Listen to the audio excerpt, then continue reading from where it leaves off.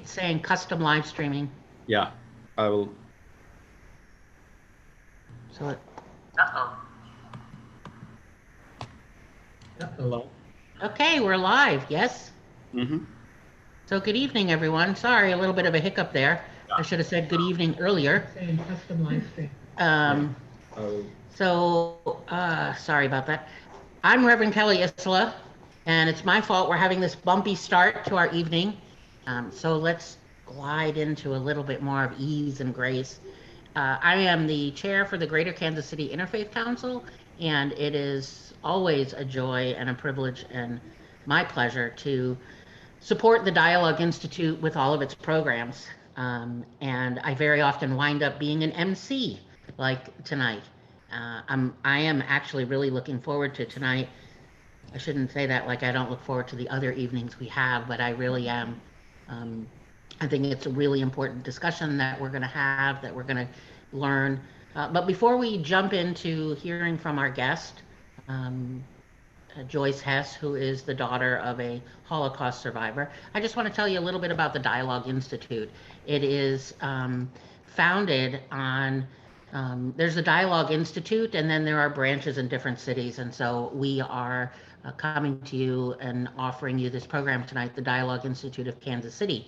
But the Dialogue Institute was grew out of the need to address the question, how can citizens of the world live in peace and harmony? It's a question that I think lots of us ask all the time and probably always have for as long as humans have been walking the earth. And I think it's a question we're asking more and more every day, every month. And there just seems to be no end to challenges. Some of them are small, some of them are global and quite difficult.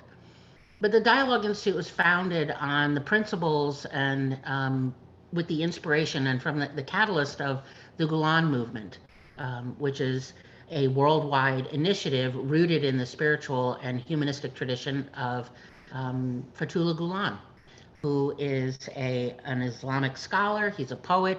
He's a peacemaker. He rocks boats. You can't do peacemaking unless you're willing to sort of stir the pot a little bit. Brilliant man.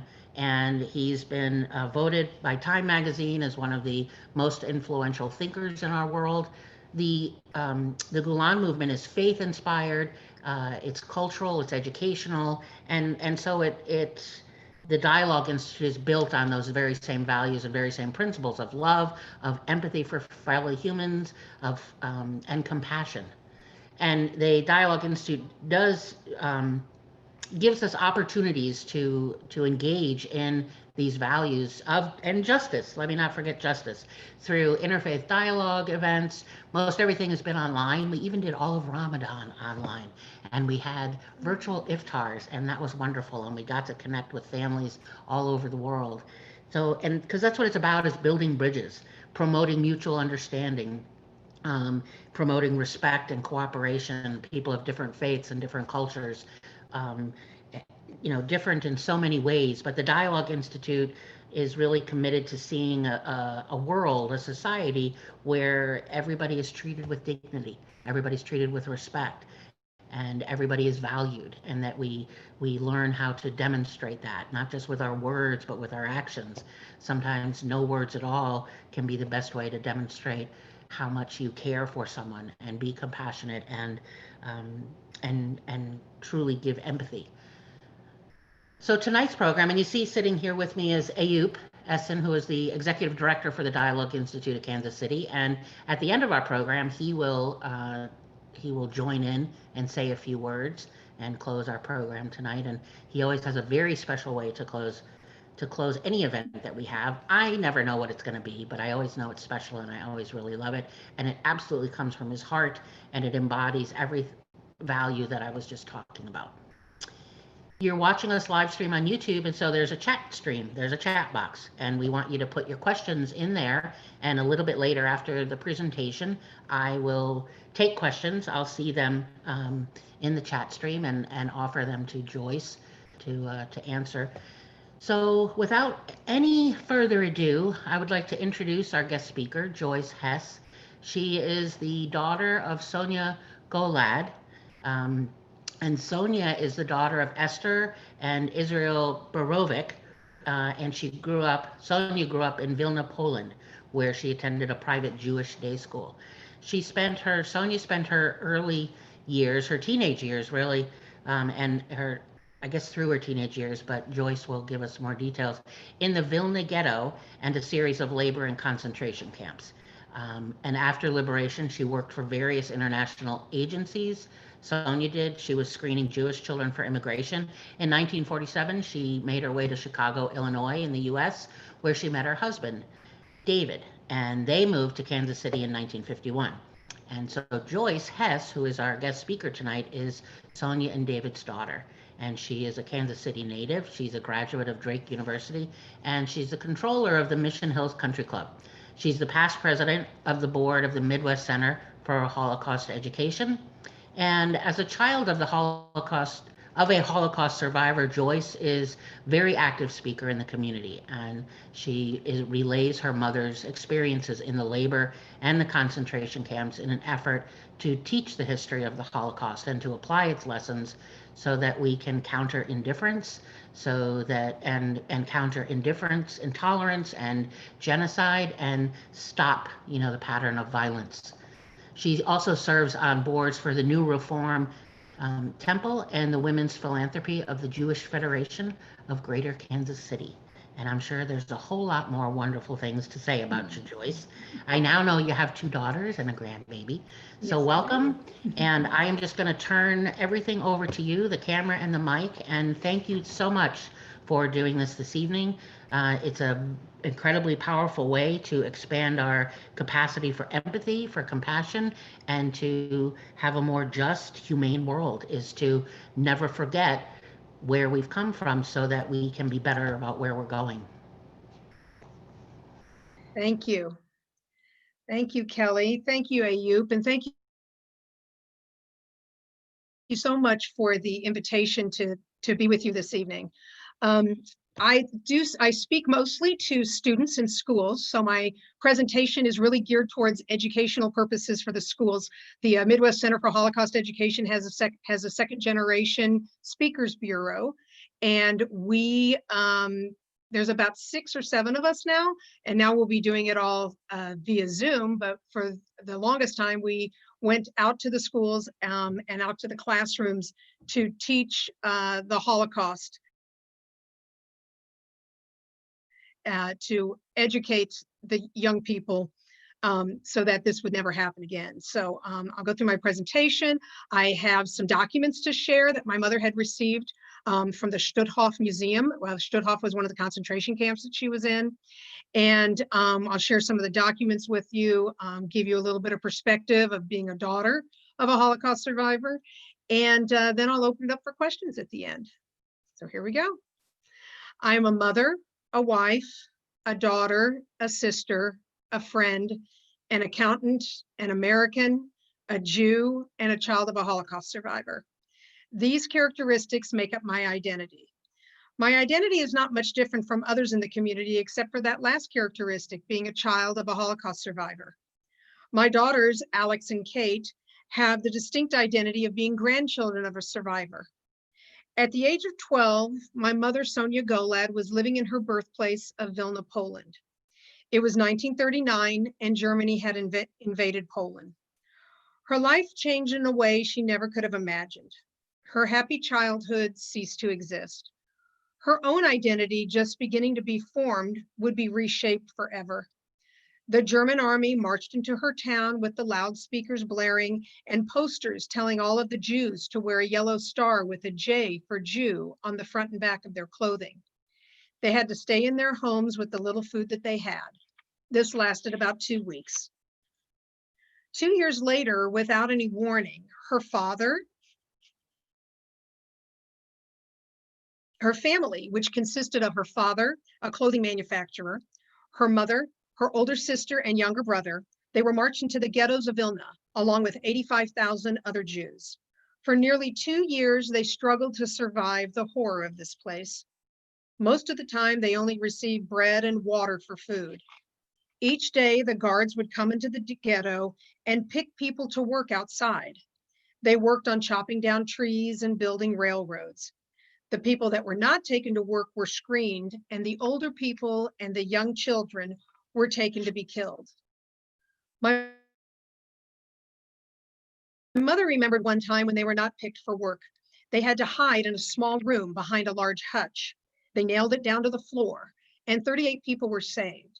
However, one mother had to suffocate her child so that her cries would not give up their hiding place. After 2 months, the second ghetto was liquidated, and all 35,000 Jews were taken to the forest and killed. Today, there's a marker at that very spot stating the location of the mass murder of Jews. In June of 1943, my mother and her family were sent in boxcars to Narva labor camp in Estonia, where the men and the women were separated. One by one, the Nazis tried to strip them of their identities by taking away their personal effects, shaving their heads, making them wear striped dresses, and giving them a number instead of a name. But my mother, young as she was, remained strong and true to her identity as a Jew. That identity, supported by faith and prayer, carried her through the horror of the times. Narva labor camp was particularly hard on her. People just collapsed and died all around her. She had to take turns with the other prisoners, putting the bodies into the ovens. In this terrible place that was like hell, they found a little haven. They could talk to each other, sing a song, say a prayer, because there were no guards down there. In 1944, when the Russian army advanced closer to their camp, they were moved from Narva to Goldpilz camp. My mother was chosen to be a maid to the commandant, probably because she was young and had blonde hair. One of her jobs was to start the fire in the potbelly stove. However, the commandant would soak the logs in a bucket of water. So when she couldn't start the fire, he would hit her on the head with a club. My mother became very familiar with the daily routines of the guards and the commandant. She also was able to get information about planned liquidations of the camp. She knew some Jewish men on the other side of the camp behind the barbed wire that were planning an escape by building a tunnel under the outhouse. When she learned of the closing of the camp, she told the men that they should get out the very next day. Included in that group was also one woman, her sister Vera. She wanted her to join them, to join the escape, but my mother told her that she needed to cover for them by trying to delay the roll call so that the soldiers would not notice that they were gone. In the morning, when she came to work, she did everything possible to slow the operation. She spilled the coffee and dropped the food so that they would have more time to flee. Every time she did something wrong, the commandant would hit her on the head. Although this hurt her terribly, she knew that the longer she stalled, the more likely the men and her sister would successfully escape. They did indeed escape. In fact, after the war, one of the escapees wrote about this experience in a book, crediting my mother with saving their lives, and that 28 of them had survived. She did not recall anything of this escape until he told her. She had blocked out a lot of those memories. Her family's journey continued from labor camp to labor camp until they were sent to Stutthof concentration camp. Here is where they were finally separated.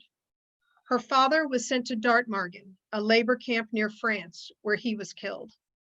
Her little brother, like so many other young Jewish children, was sent to Auschwitz and died in the gas chambers there. As she and her mother walked towards the camp leaders, they motioned for her mother to go to the left and for her to go to the right. She never saw her mother again. About 25 years ago, my mother received official Nazi documents from the Red Cross, it documenting the names, dates, and places of their arrival at Stutthof.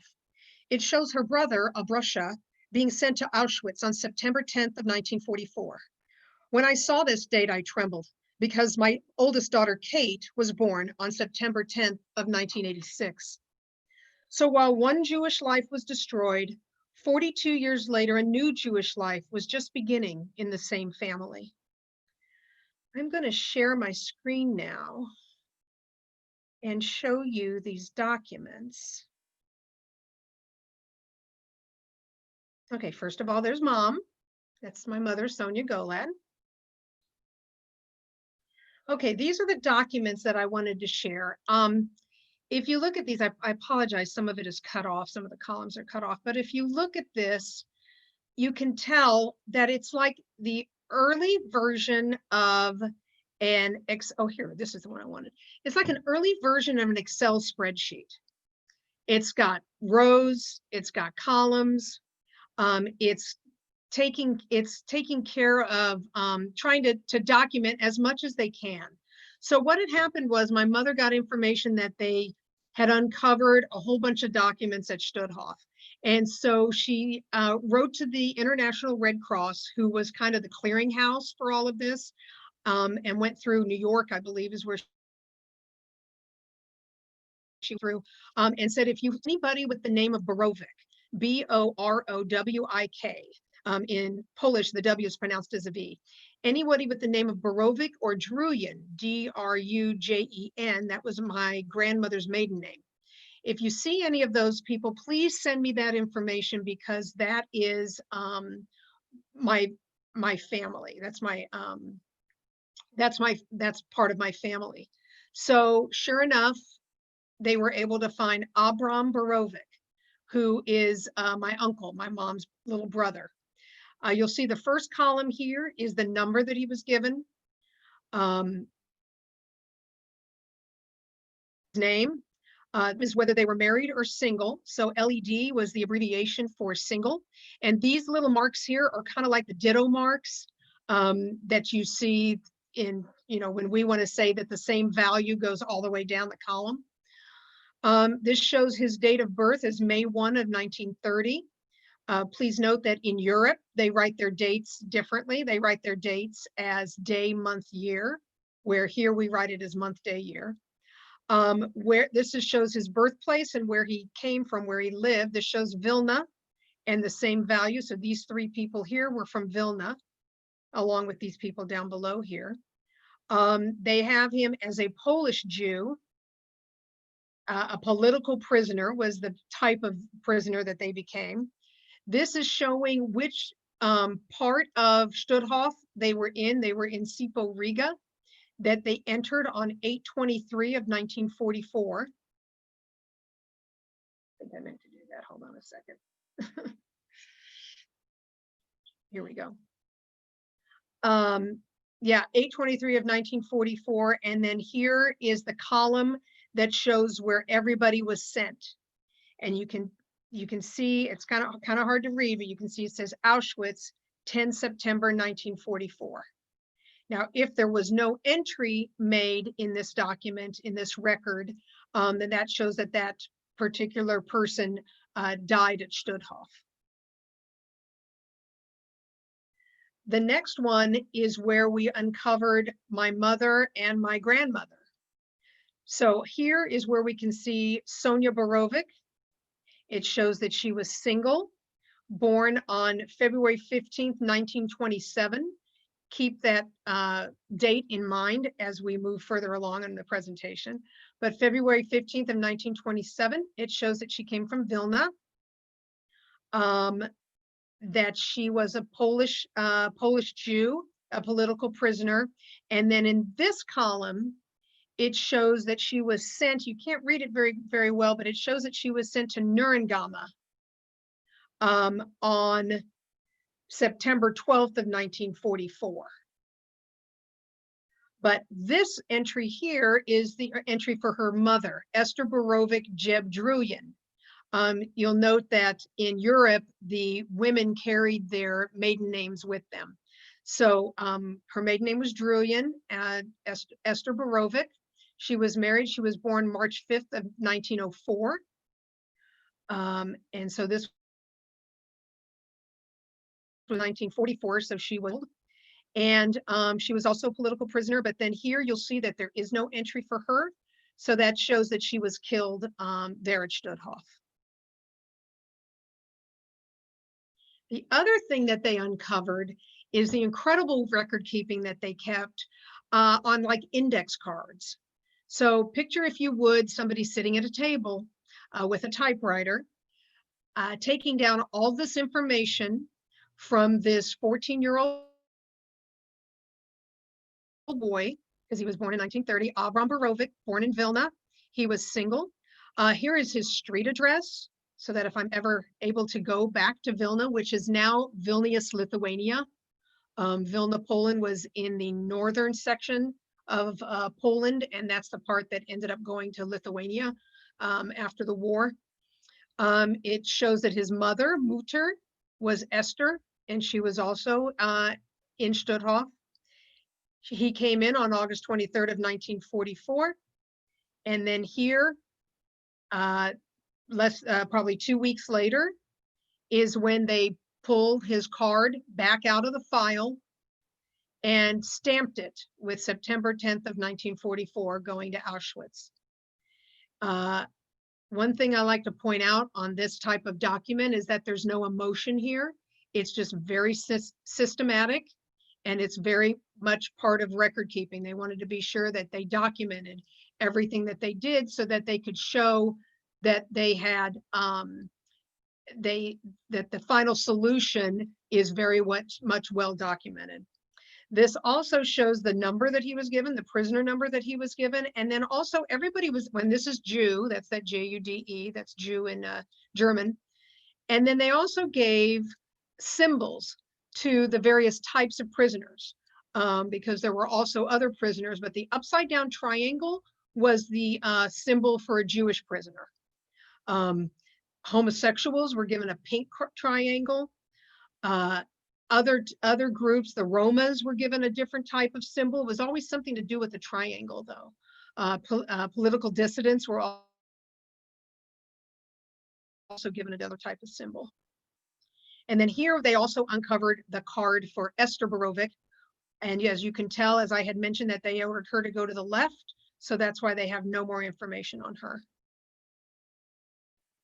And then the other thing that I do like to share when I'm showing this to students is the authentication from the Museum of Stutthof to show that these are authentic documents, to try to thwart off any of those Holocaust deniers who say that this is all kind of made up.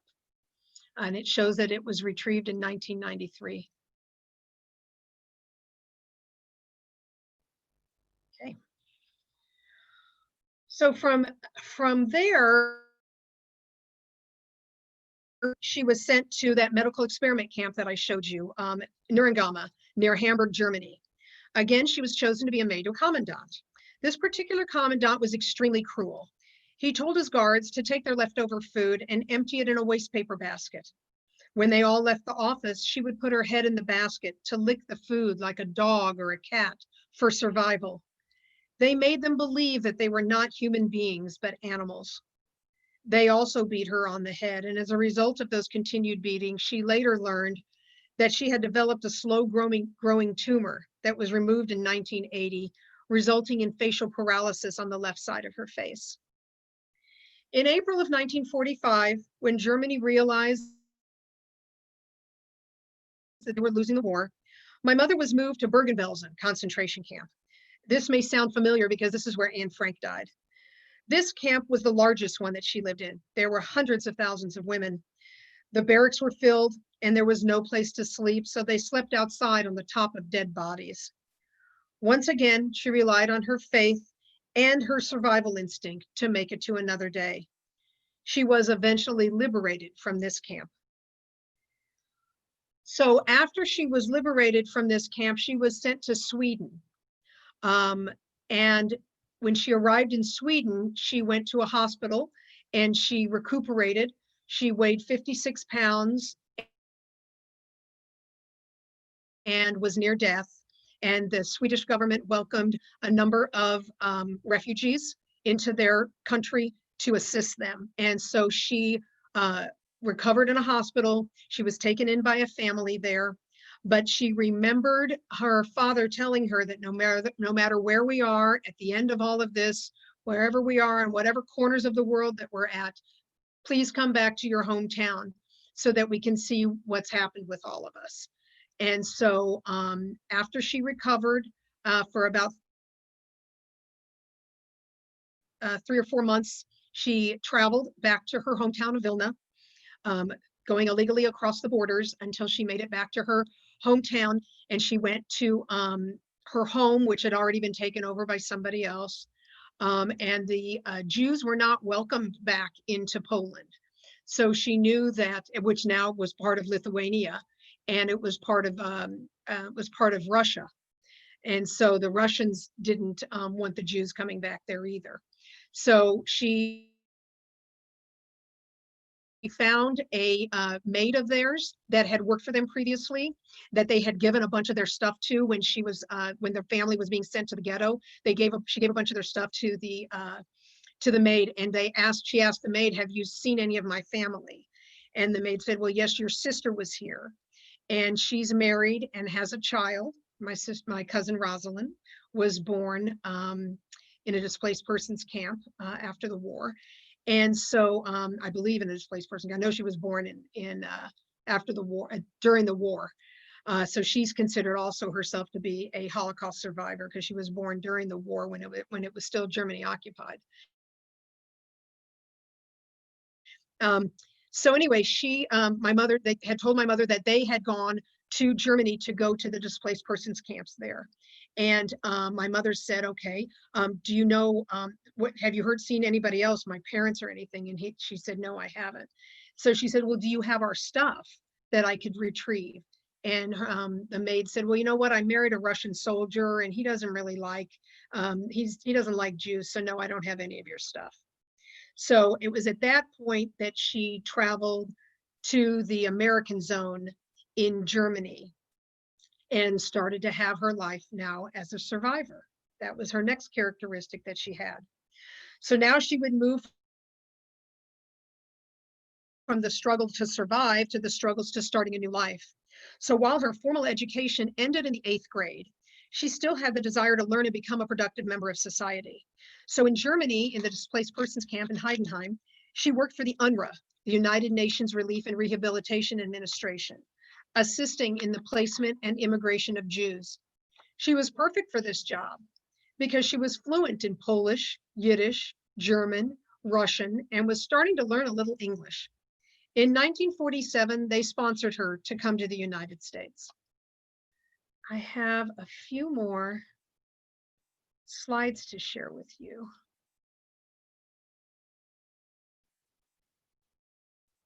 Okay, so after the war,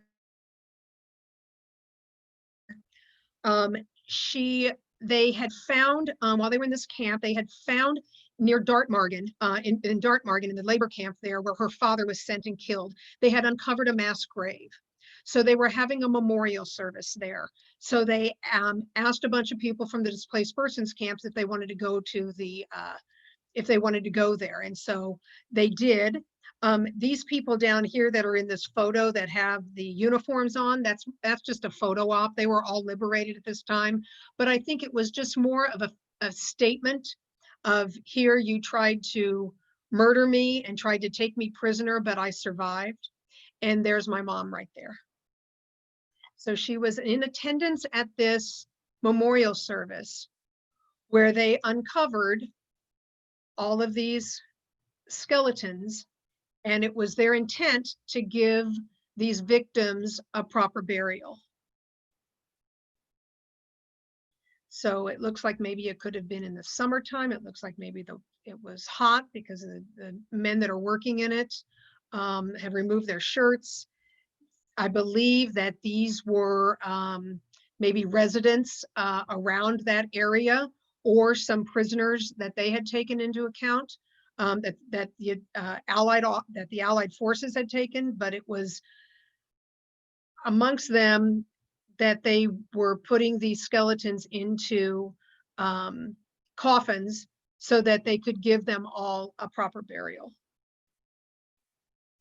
And then while my mother was working for the UNRWA, she started to have a new life and started to enjoy herself with some of the Allied forces, I guess. In 1947, she was sponsored to come to the United States. She was sent to Chicago, where she worked in an office and attended night school. She expanded her identity to include high school graduate. After 2 years, she had received her high school diploma. Oh, there's one more slide I wanted to show. I apologize. Hold on, let me go back. There's one more slide I want to show. Okay, so in order to come to the United States, she had to have a recommendation letter. And so the field deputy director of Area 1005 in Heidenheim put together this recommendation letter for Sonia in order to recommend her to come to the United States. That's how she was able to get in. You'll note, one thing I wanted you to note was at this point in time, this shows that her birthday was February 15th of 1925, and that it was 1946 when this letter was written. Well, if you recall, her document from Studhoff showed that her birth date was in 1927. Well, if that was the case, then she wasn't 21 years old yet. And in order to come to the United States without it being having a guardian assigned to you, you had to be 21 years old. So they wanted her sister to be her guardian. And my mother was like, seriously? You know, I just survived the Holocaust. I'm on my own. I don't need anybody to be my guardian. And so my mother, they didn't really have records. So my mother changed her birthday by a couple of years and made herself older so that she would be able to come to the United States on her own and not have to have a guardian assigned to her. She was that kind of lady. But it does show here a little bit of time. You can see how the time lapse is in that she was liberated in April of 1945. She entered the US occupation zone in December of 1945. So in between that time is when she spent her time recuperating in Sweden, going back to Vilna, and then going on to the displaced persons camp. And then this application was made in November 1 of 1946, and she actually left in 1947. So I wanted to share that information with you also.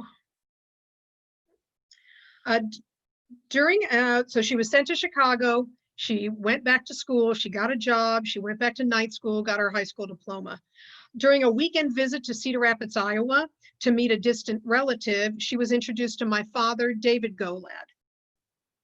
He's a World War II veteran who witnessed the horror of the Holocaust when he aided in the liberation of a camp. They were married in December of 1949. There was still another important part of my mother's identity yet to be realized, that of becoming an American citizen. So while she would always have the memories and experiences of her childhood, she wanted to move on to a new life in America, surrounded by Americans and living the American dream.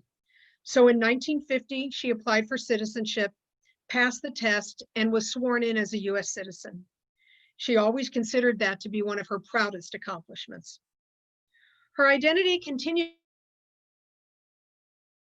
to be shaped with the birth of my sister, Esther, of blessed memory. And now with this, it now seemed complete.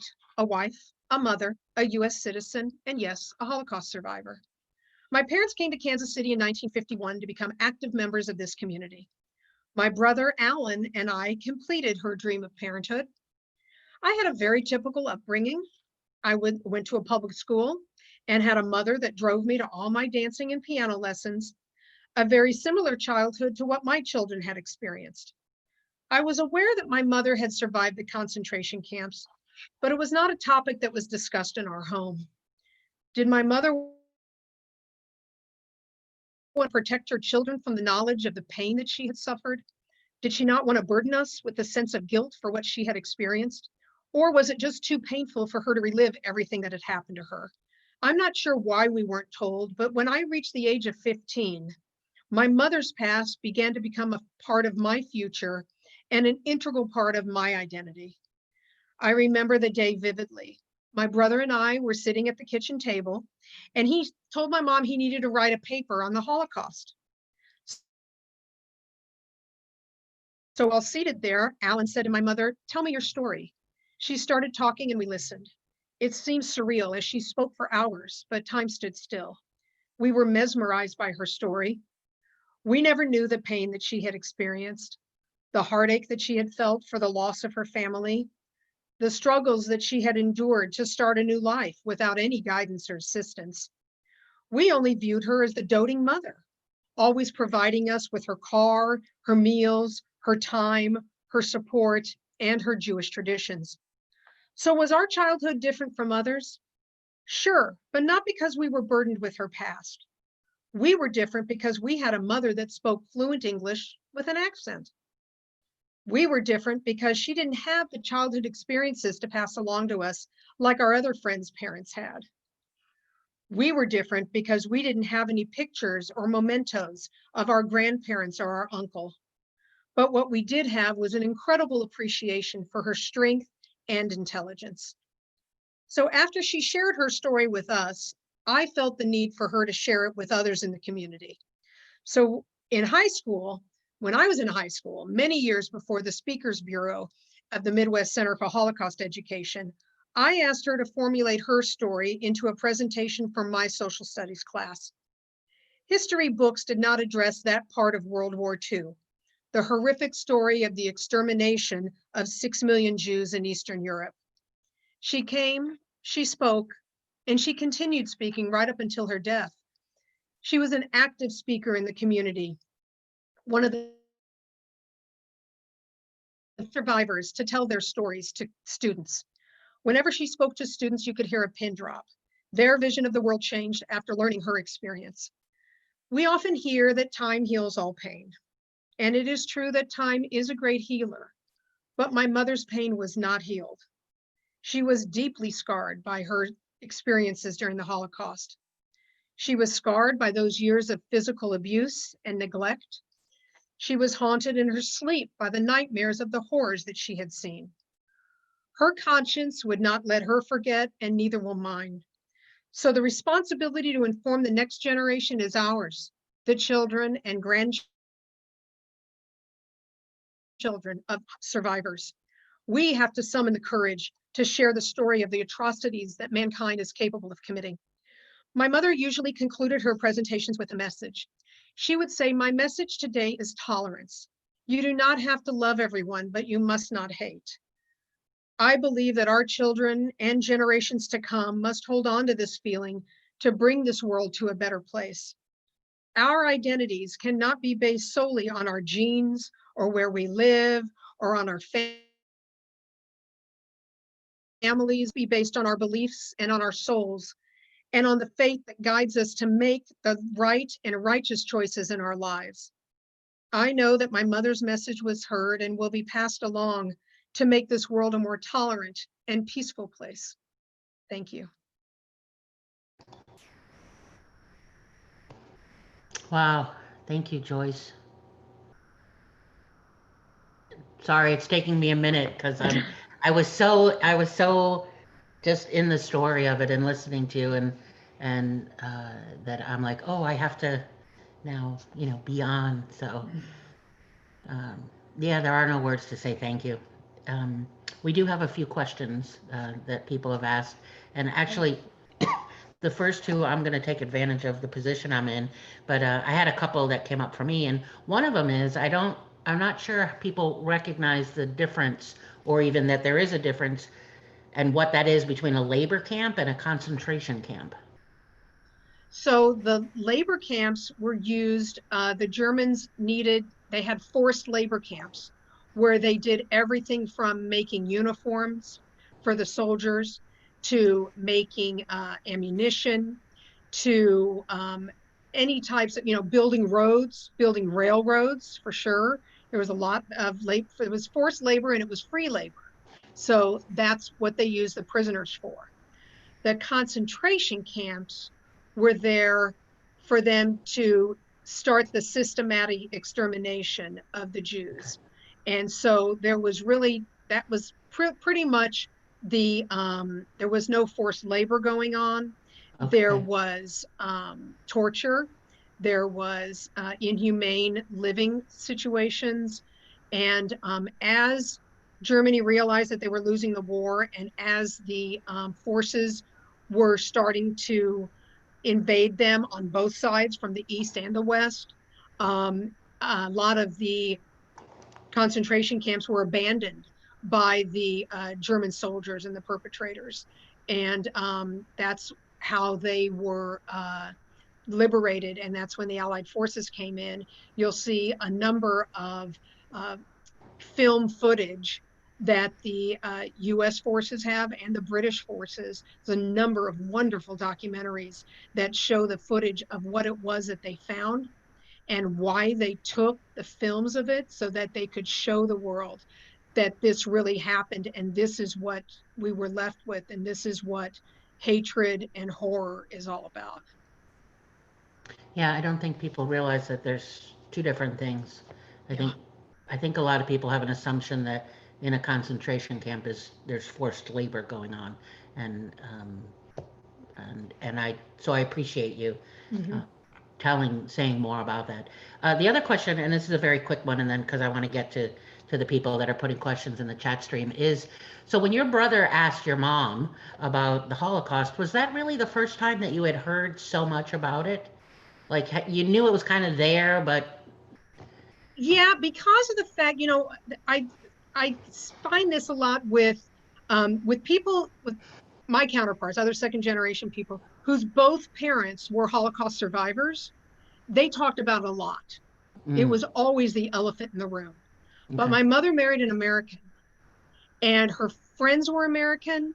She had a few Holocaust survivor friends, but she really, when she married my dad had, his parents were from Russia. They were immigrants from Russia.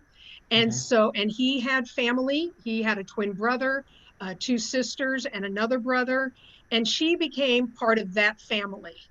And that's what she wanted to do. She really wanted to move on. She knew that she always had that, and then she had that accent that you couldn't deny. right, But she really did not talk about it much. Part of it, I think, is because it upset my dad. oh, My dad didn't really like to hear about it much. He didn't talk about his experiences in the war, and what he had seen. Uh, we find that a lot with men survivors and mhm, male and men World War II veterans. They don't like to talk about it.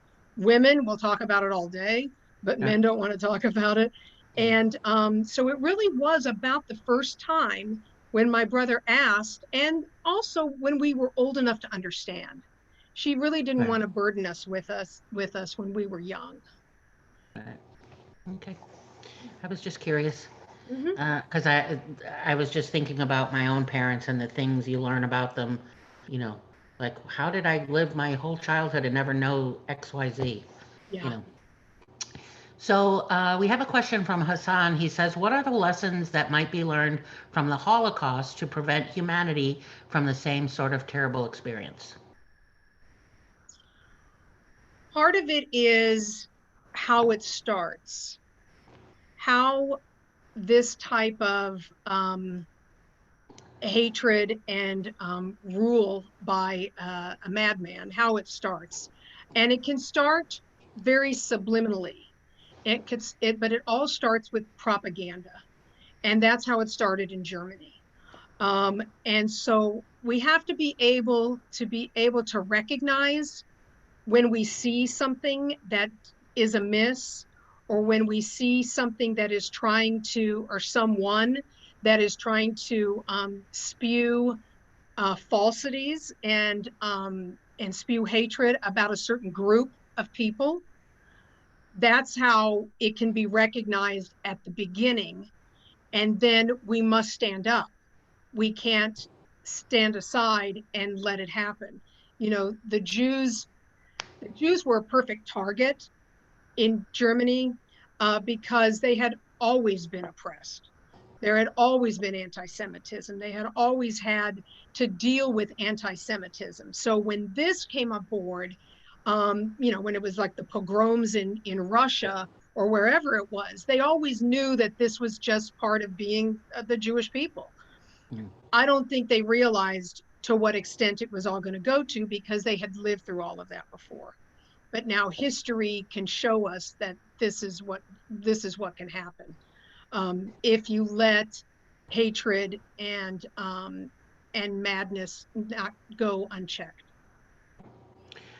Which actually is a wonderful segue into the next question, um, asking, does the current climate of race relations and how our government is reacting, is that unnerving for you and your family, being that you grew up with the knowledge of what hate and an out of control government can do? Um, well, any type of discrimination or intolerance or indifference um, is very difficult for me to tolerate.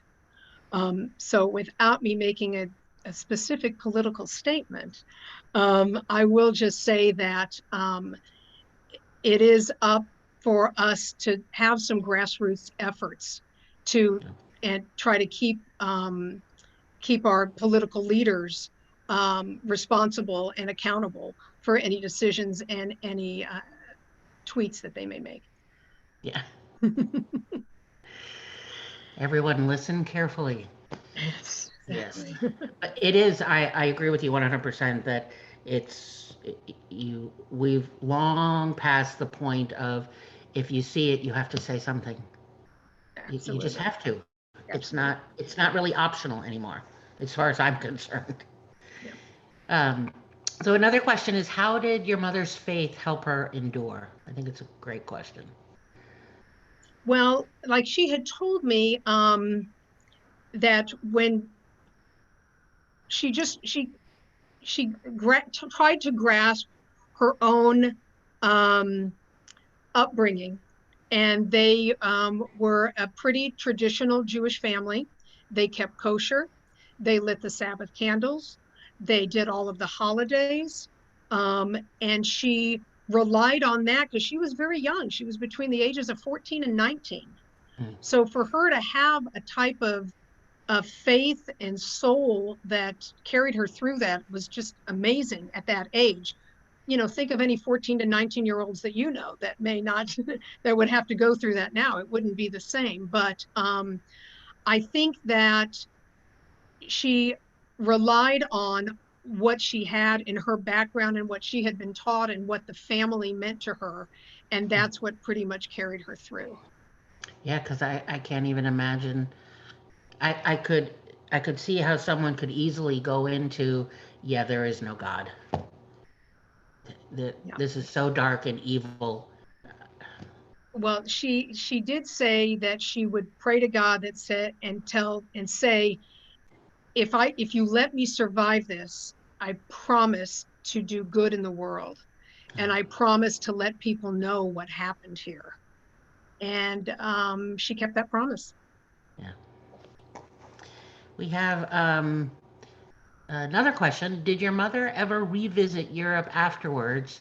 And have you been to the areas that you talked about in Europe? My mother never had the desire to set foot outside of the United States ever again. She would have liked to have gone on a cruise, but she never went back to Europe.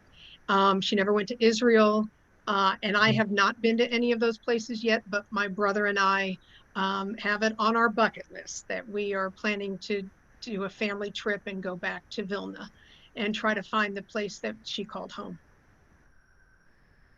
And then there's another question that popped up. A gentleman wanting to know why there's so much anti-Semitism, and why is it still anti-Semitism still so high in Europe, and is they're not learning from the past? Like why? Um, I think Europe has become a, a melting pot Mm, from all around the world, just like the United States is. But I think Europe has also become that way too. And unfortunately, there are uh, various factions that just have anti Semitism in their being and in their teachings. And mm, so I think that's why it's still on a rise in Europe. I will say that Germany does have Holocaust education mandated in their schools. So at least they are being the Holocaust and the history of the Holocaust is being taught in the German schools so that students can see what their government did at some point in time. That is part of their history. So they need to know, and they are very committed to that. But I don't know what the answer is to stop the anti-Semitism in Europe, but it's very strong in France. I know that for sure, and I think Poland too. It seems odd that you'd have to mandate Holocaust education. It does. And in the state of Oregon, my cousin Rosalind was very instrumental in backing a state resolution that has now mandated Holocaust education in the state of Oregon. Unfortunately, what we have found through the Midwest Center for Holocaust Education is that there's so many um, there's so much in education now that has to be taught, that has to be mandated a certain number of hours, and you teach to the test and all of this, that Holocaust education isn't really addressed in history classes. It's Mm, addressed as an elective. You can take an elective for Holocaust education, but what we are finding is we can really introduce Holocaust education through literature. mm. And thank goodness for all you English teachers out there that are bringing books of literature into your curriculum so that we can now provide you with the curriculum of Holocaust education and the history of the Holocaust so that it backs up the literature that you are introducing into your schools. So Karen asks that she says that she's read that anti-Semitism is also rapidly rising in the U.S. Does that experience do you does that are you seeing that as well? Oh, certainly. Yeah, Certainly. You see it with the shootings at the Jewish Community Center. You saw it with the shootings at the Tree of Life Synagogue. You see it with bombings at various Chabad houses, um, at places of worship, the most god awful places where you can try to have terrorism is at a place of worship. Absolutely, we see it here in the United States, and I think it's because we see the rise of um, neo-Nazi and hate groups, right. and there are not good people on that side, and we need to continue to try to squash those, um, to squash those groups, and educate our kids not to join those groups. Because Right. if you don't provide them with subjects, then they will die out. Right. And redirect the child, like just finding that young men especially, if there's nothing of substance available, you go where you can find connection, and unfortunately that's how the radicalization happens, and Absolutely. somewhere to call home and somewhere to, you know people like me that think like me, that just a place to belong and connect, and it's so far from you know human rights and decency and compassion and empathy, Right. and today of all days is the United Nations International Day of Peace. uh, Oh, I'll be darned. I so didn't know that. yeah, yeah, so Oh, I think this is a yes, it is. perfect conversation to be having on the United Nations International Day of Peace. um, And when you talked about bringing the awareness and the Holocaust history into schools through literature is just brilliant. And Yep. I think I frankly think that will be a more sustainable, powerful way to educate and to open people's eyes, because there's so much of the literature that's just, it's not just like reading a history book. You're into a story. You're into seeing how someone is brutalized, but then emerges with empathy and compassion, like stays human. Yeah, Yeah, like Elie Wiesel, right? I love his work, and he was a huge peacemaker. Um, absolutely. I'm like, how did you survive and be a peacemaker? So there's hope for humanity, yeah. Yeah. So, well, thank you very much, Joyce. Thank you very, very much. Oh, it's been my pleasure. Thank you very much for letting me address your group. And I love the mission of the Dialogue Institute, and I hope to continue following your work. So Ayub, I'm going to give the mic to you. You can wrap us up. Well, I don't know what to say. I don't know. It's a mesmerizing talk. Thank you so much for your meaningful talk and being able to keep your laughter, keeping your smile. That could be a hope for desperate people in the world. And I hope your talk will be an inspiration for our audience and everyone in the world. And we should speak out, stand up, always wherever we see injustice. As Martin Luther King said, injustice anywhere is a threat to justice everywhere. What helped dictators to kill thousands of people all around the world, I guess, are the millions of people who are being silent, whose feelings are numbed, and whose eyes are closed, and whose ears are not functioning. I hope this event will be a wake up call for us to stand up for the injustices going all around the world. And when you talk about what you have experienced, especially during the Q&A, how to stop, genocides, murdering in the world, what we also have been going through in where the country where I am from, Turkey, also resonated that uh, thousands of people are innocently, arbitrarily detained in Turkish prisons, unfortunately. Even babies, 800 babies, 17,000 mothers, journalists, doctors, whatnot, are being in the, held in the prisons, all in a way educated population of Turkey. And even some restaurants put a sign that these people affiliated with Gulen movement cannot come to this restaurant. It's hard to believe in this age, in the 21st century. But let's keep those people in our prayers. Let's keep people who are starving in Yemen, in other countries, in Uyghurs, and whoever is suffering. And let's conclude with this quote from RBG. Real change, enduring change, happens one step at a time.